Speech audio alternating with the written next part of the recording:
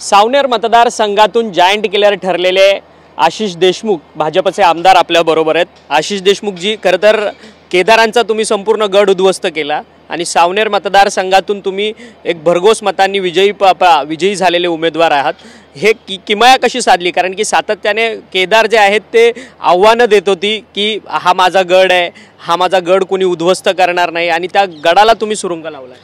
नाही, त्यांच्या कारकिर्दीमध्ये मागच्या 25 वर्षापासून सातत्याने विकासाचा अभाव हा तिथे दिसत होता। कुठेतरी विनाशाकडे भकास करण्याच्या संदर्भामध्येच केदारांची कारकीर्द राहिलेली आहे आणि माझा एजेंडा विकास, माझं त्या निमित्ताने असलेलं मतदारसंघाचं विजन आणि विविध क्षेत्रांमध्ये आमूलाग्र बदल होण्याच्या संदर्भातला जो एजेंडा आहे त्याला लोकांनी पसंती दिली, भाजपाला पसंती दिली।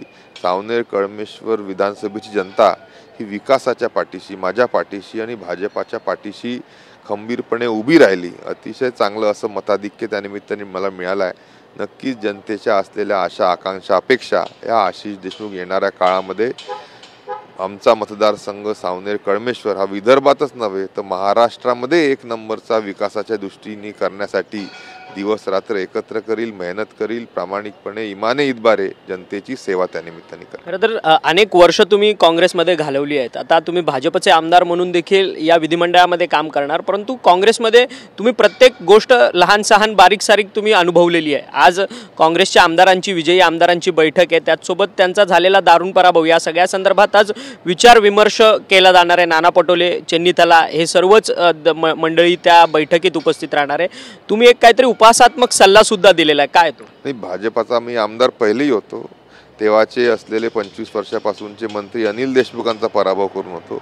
आता यावेळेस 25 वर्षापासून असलेले आमदार सुनील केदारांच्या पराभव त्या निमित्ताने झाला। भाजपाचाच मी सातत्याने राहिलो आहे, पण काँग्रेसची हो माझी पार्श्वभूमी आमच्या वडिलांची नक्की राहिली आहे। प्रदेशाध्यक्ष ते दोनदा या राज्याचे राहिले आहेत, पण जी परिस्थिती केविलवाणी आज काँग्रेसची महाराष्ट्रामध्ये झाली आहे, 288 पैकी फक्त 16 जागा ह्या काँग्रेस निवडून आणू शकलाय। 5.55% फक्त 288 पैकी आमदारांचा टक्का जर आपण पाहिला तर काँग्रेसचा आहे। या सर्व परिस्थितीचा जर आपण आढावा घेतला तर माझी त्यानिमित्ताने 16च्या 16 काँग्रेसच्या आमदारांना सूचना राहील, विनंती राहील की आपण भाजपामध्ये यावं, भाजपामध्ये विलीन व्हावं आणि त्यानिमित्ताने महाराष्ट्राला या देशाचं एक नंबरचं राज्य विकासाच्या दृष्टीने बनवण्यासाठी हातभार लावावा। अपेक्षा ही आहे की आजच्या या बैठकीमध्ये त्या संदर्भामध्ये निर्णय होईल।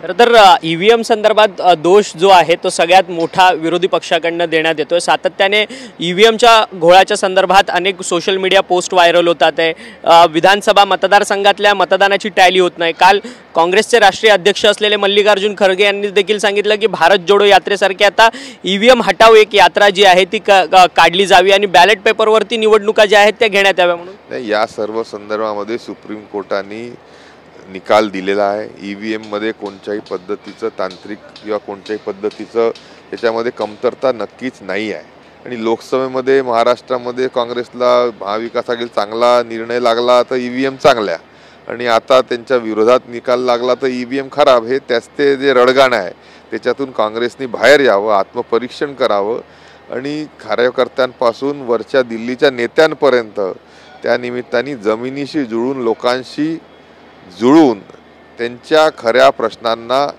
वाचा फोडावी।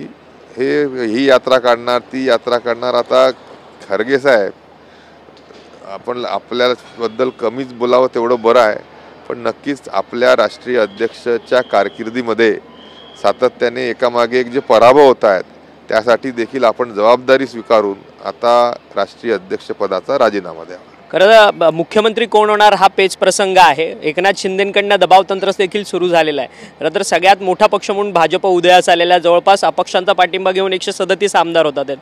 देवेंद्र फडणवीस मुख्यमंत्री व्हावे ही सातत्याने सर्वच आमदारांची मागणी आहे, भाजपच्या नेत्यांची वगैरे, परंतु मुख्यमंत्री एकनाथ शिंदे जे आहेत ते मुख्यमंत्री पदापासून काय दूर हटत नाही। आज काँग्रेसची बैठक आहे आमदारांची आणि माझ्या सूचनेप्रमाणे समजा काँग्रेसच्या 16 आमदारांनी भाजपामध्ये विलीन करण्याचा निर्णय घेतला तर आमचं पूर्ण बहुमत त्यानिमित्ताने होईल. आम्हाला खात्री आहे की भाजपाचाच मुख्यमंत्री येणाऱ्या 2-3 दिवसामध्ये महाराष्ट्राच्या याच्यावर आरूढ होईल आणि त्याच्या माध्यमातून अतिशय खऱ्या अर्थाने गती ही महाराष्ट्राच्या विकासाला मिळेल.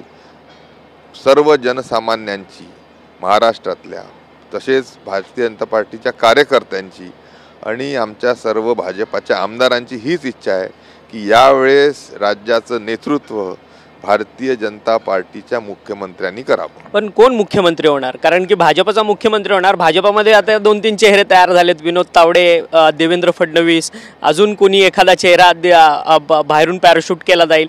अशामध्ये कोण तुम्हाला चेहरा आवडणार? देवेंद्रजी आवडतील? मागास असलेल्या विदर्भाला आणि मराठवाड्याला जर खरा न्याय कोणी दिला असेल तर 2014 पासून 19 पर्यंत मुख्यमंत्री असलेल्या देवेंद्रजी फडणवीसांनी दिला. आणि म्हणून आमच्यासारख्या विदर्भामध्ये मराठवाड्यामध्ये काम करणाऱ्या जनसामान्य कार्यकर्त्यांची हीच इच्छा राहील की सन्माननीय देवेंद्रजींच्या नेतृत्वामध्ये सरकार हे महाराष्ट्रामध्ये यावं, मुख्यमंत्री सन्माननीय देवेंद्रजी फडणवीस व्हावे. धन्यवाद. तुम्ही आमच्याशी बातचीत केली होती. आशिष देशमुख सावनेर या विधानसभा मतदारसंघातून बहुमताने निवडून आलेले हे भाजपचे आमदार आहेत. खरं तर उपरोधिक असा काँग्रेसला सल्ला दिला आहे की काँग्रेसचे 16 आमदार निवडून आलेले आहेत. आजच्या बैठकीमध्ये काँग्रेसच्या आमदारांनी एकत्रितपणे निर्णय घ्यावा की भाजपमध्ये पक्ष सामील होण्याचा. त्यामुळे आमचं भाजपचं बहुमत जे आहे ते आणखीन वाढेल आणि त्यामुळे आमचा मुख्यमंत्री होईल अशी एक उपरोधिक टीका जी आहे ती आशिष देशमुख यांनी आपल्याशी बोलताना केलेली आहे. व्हिडिओ जर्नलिस्ट सिद्धेश नाईकसह अक्षय मंकणी, TV9 मराठी, मुंबई.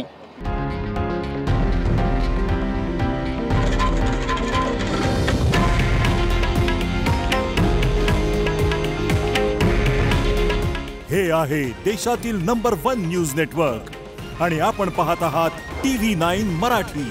काळजी तुमची, हित महाराष्ट्राचं.